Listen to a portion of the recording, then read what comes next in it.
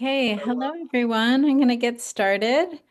Welcome to the Arts Plus Change Conference hosted by the University of Rochester's Institute for the Performing Arts in partnership with the Office of Engagement and Enrichment, the Paul J. Burgett Intercultural Center, Create a Space Now, the Eastman Institute for Music Leadership, and the ESL Rochester Fringe Festival. My name is Missy Full-Smith, and my pronouns are she, her. I'm your conference host for this session with Laura D'Amico. I am a white woman with long, light brown, and white hair. I'm wearing a black and gray striped sweater, and I'm sitting in my living room. We would like to acknowledge with respect the Seneca Nation, also known as the Great Hill People and keepers of the western door of the Haudenosaunee. We take this opportunity to thank the original caretakers on whose ancestral lands the University of Rochester, where we are hosting, currently resides in Rochester, New York. As we come together, we also acknowledge the need for commitment to constant action and attention surrounding systemic issues that continue to impact all of us. The presenter has shared that sensitive content in today's session will include nudity, images, and short video clips, mentioning of violence from a historical perspective. Captions and live transcriptions are enabled, so to view either of these, please select the box at the bottom of your screen. We are recording today's session, so please note that your spoken, written comments and image may be included. You are welcome to rename your Zoom profile with your first name only, and you're always welcome to turn off your video screen. Any breakout rooms would not be recorded. And because we have back-to-back sessions, we will end promptly at the end time. And if you would like to connect with the presenter or other participants after the session, please email ur.ipa@rochester.edu, and I will put that in the chat. So thank you for joining us, and I am now honored to welcome Laura D'Amico, and her session is called Órasi, and I hope I'm pronouncing that correctly, A Divine Vision, and I'll hand it over to you, Laura. Thank you so much, Missy. Hello, everybody. My name is Laura D'Amico. I also use she, her pronouns. I am a white woman in my 30s. I am wearing a black and white striped shirt with a colorful scarf. I have long reddish, brownish, blondish hair, whatever you want. Uh, and I'm sitting in a bedroom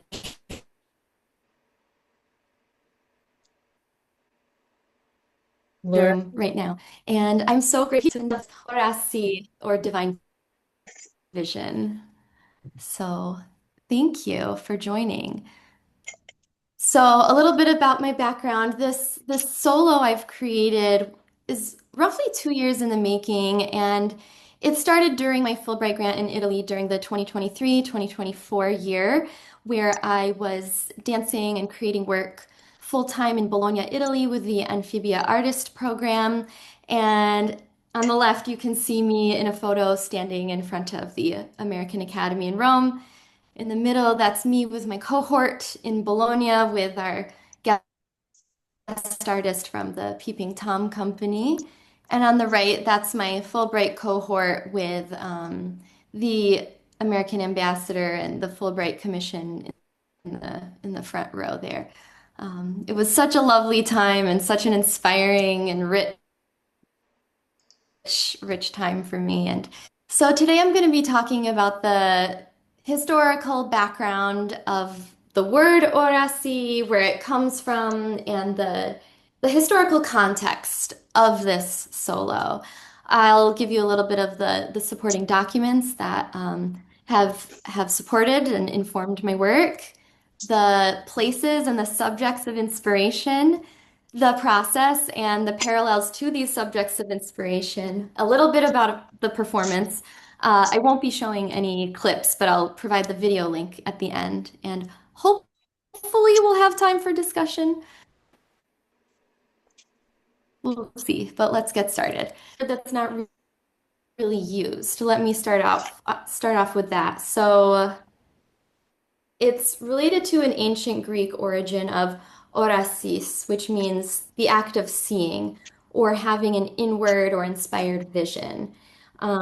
It's also related to the Hebrew word hazon, which is for having a divine revelation or prophetic vision. And having a supernatural experience, basically. But since our language is so related to Latin, you can also relate it to the fact of having an oration or orating or speaking or singing also. And so this comes from the mix of Greek and Roman culture in the formerly known as Magna Graecia region. And I have to say that the first day of my Fulbright grant, we had our voice teacher teach us a folk song in the Griko language, which comes from Puglia. And this was my first introduction into all of the dialects of Southern Italy and how Greek they are and how there are still people today in these towns that still speak Greek. It's more related to Greek than Italian. And I just wanted to celebrate this and this word just made the most sense to me. So um, it's also related to the Oracle of Delphi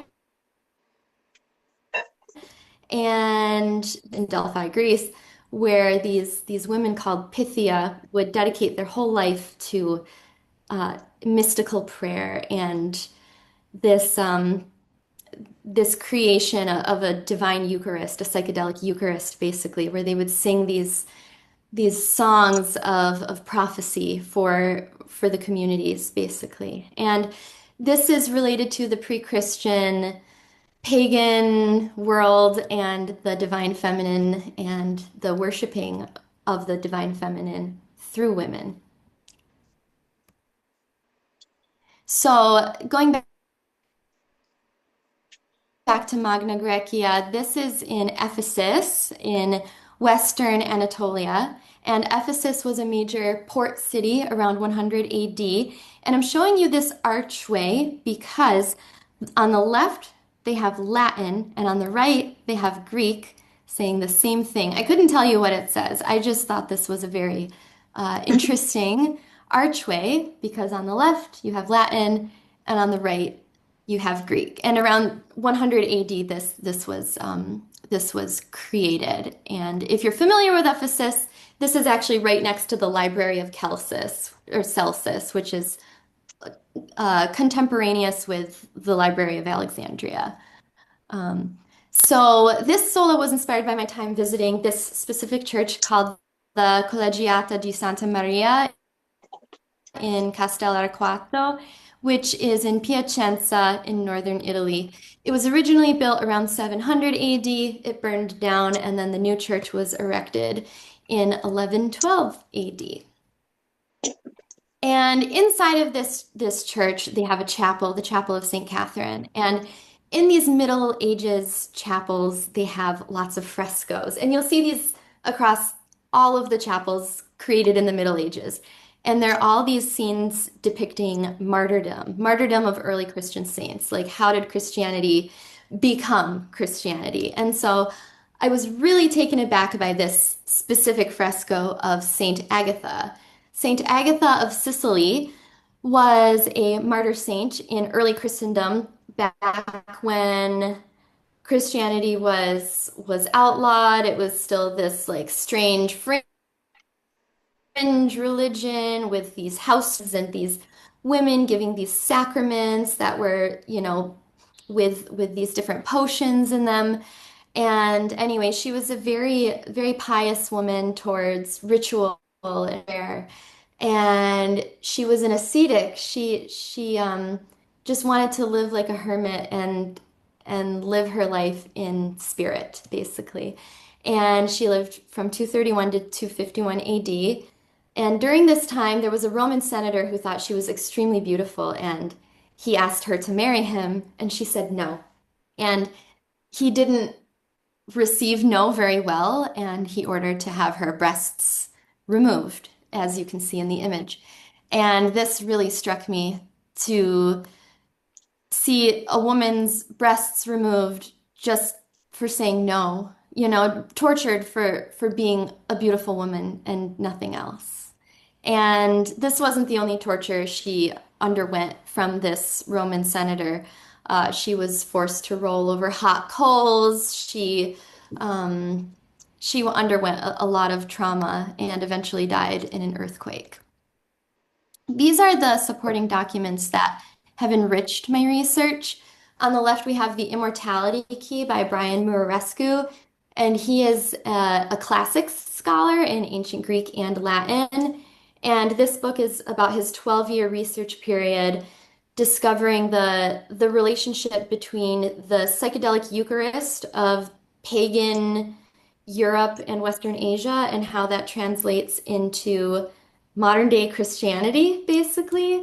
And from that, he references the middle book by Karen Jo Torrieson called When Women Were Priests. And this goes back into the very early days of Christianity, of St. Paul, and talking about Lydia and Livia and all of these women who were actually the holders of this ancient knowledge that actually did not start with Jesus, but started much earlier. And on the right, we have the Gospel of Mary Magdalene, and this is the actual translation of the actual Gospel of Mary. And this translation is by Jean-Yves Leloup.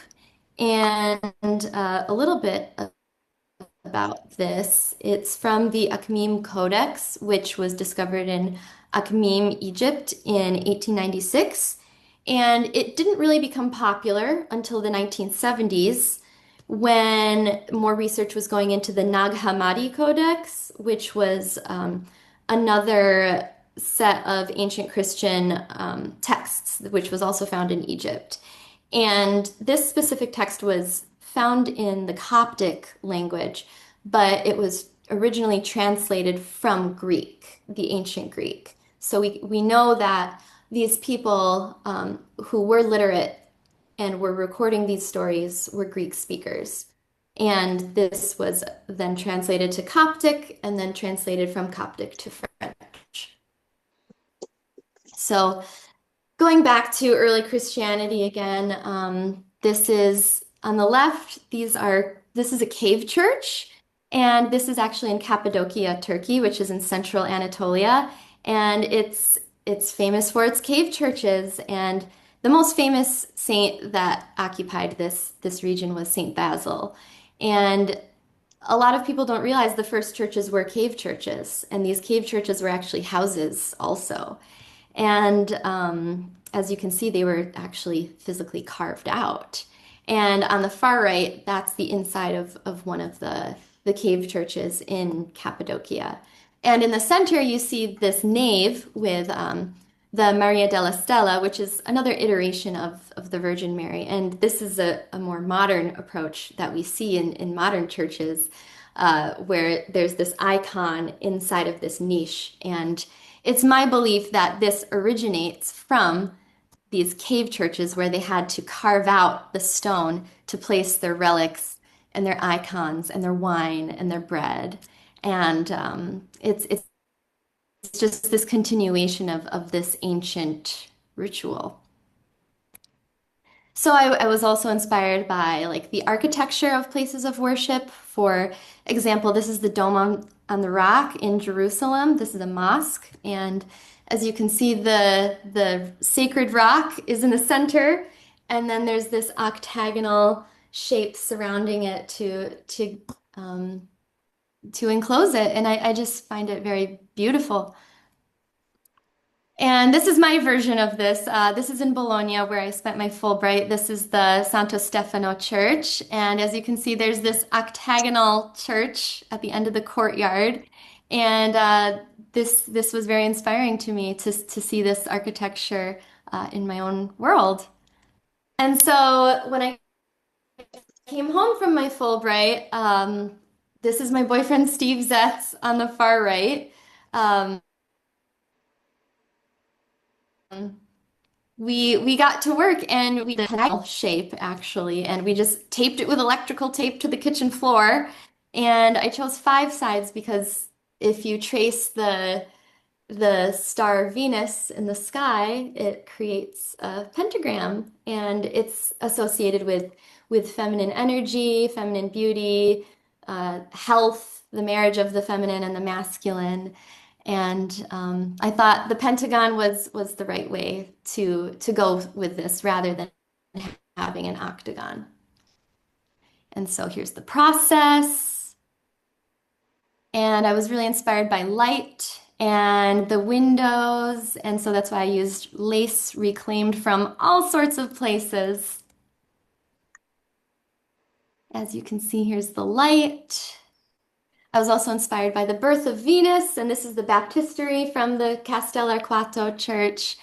And this is me inside of this structure. And to me, it felt like I was being born.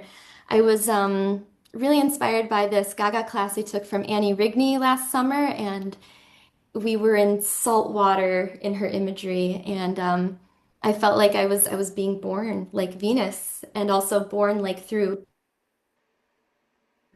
amniotic, So that's why I also chose to be nude. It's two reasons.